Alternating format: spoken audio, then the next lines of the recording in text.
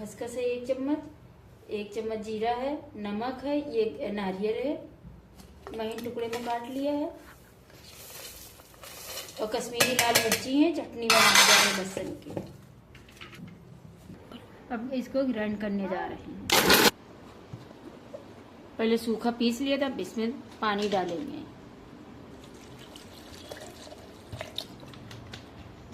अब फिर इसको ग्राइंड कर लेंगे। ये देखिए पीस गया है। अब इसमें फ्राई पैन चढ़ा है, तेल डालेंगे। कड़वा तेल इसमें डालेंगे। तेल गरम हो जाए अच्छे से, फिर इसमें मेथी दाना डालेंगे। अब इसमें देखिए आधा चम्मच है मेथी डाल रहे हैं।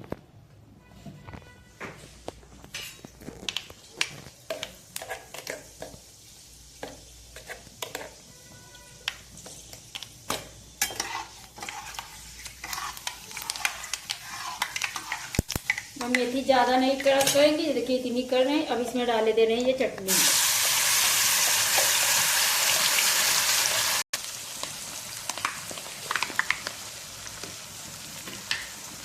अब इसको पका लेंगे अच्छे से।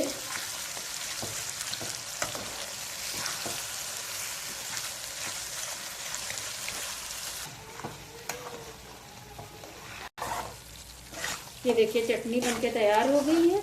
तो तेल भी अलग हो गया है। अब गैस इसकी बंद करने जा रहे हैं।